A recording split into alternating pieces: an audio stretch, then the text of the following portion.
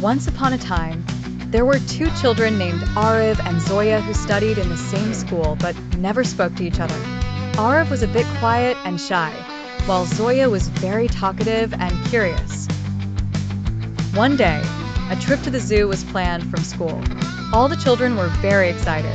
While sitting in the bus, Arav and Zoya sat in adjacent seats, but both were silent. Upon reaching the zoo, all the children started looking at different animals. Suddenly, Zoya's water bottle slipped from her hand and fell near the bear enclosure. She got scared and started thinking about what to do now.